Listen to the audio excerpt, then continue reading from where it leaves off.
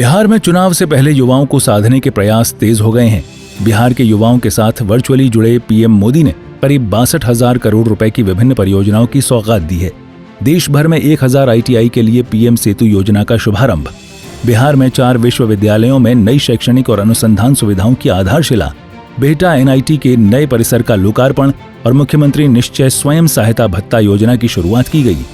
इस दौरान पीएम मोदी ने कहा कि हमारी सरकार शिक्षा व्यवस्था को मजबूत करने में जुटी है। साल 2014 तक हमारे देश में 10,000 आईटीआई बनी थी, लेकिन बीते एक दशक में करीब 5,000 नई आईटीआई देश में बनाई गई है। यानी देश आजाद होने के बाद 10,000 और मोदी आने के बाद नई 5,000।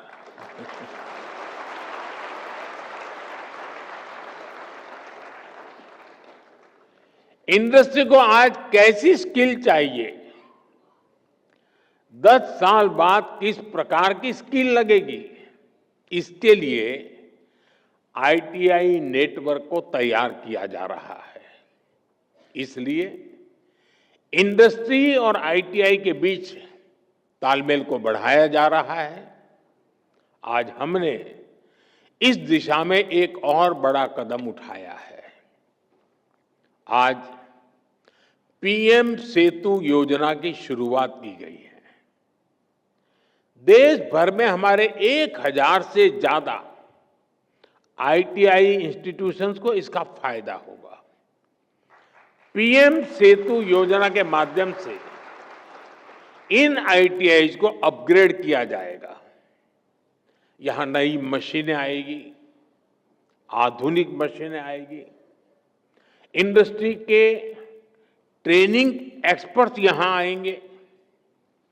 कारुकलम भी आज की और फ्यूचर की डिमांड के हिसाब से अपग्रेड होगा।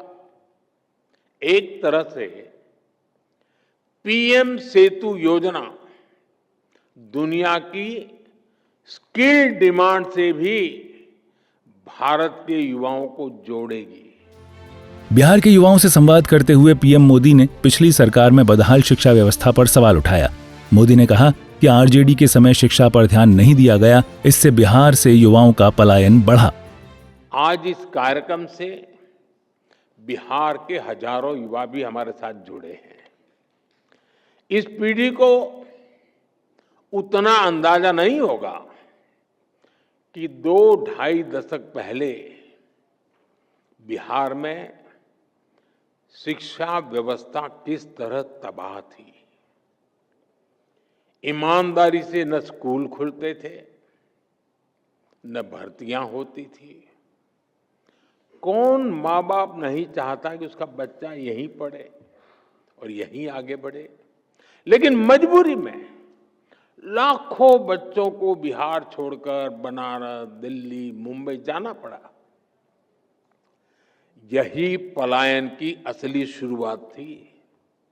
साथियों, जिस पेड़ की जड़ों में कीड़ा लग जाता है, उसको फिर से जीवित करना बहुत बड़ा पराक्रम होता है। आरजेडी के कुशासन ने बिहार की हालत उसी पेड़ की तरह कर दी थी।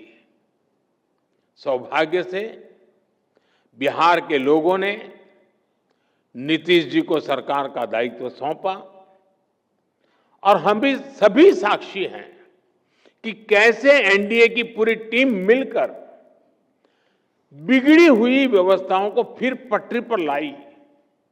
आज यहां इस कार्यक्रम में भी हम इसकी एक झलक देख रहे हैं।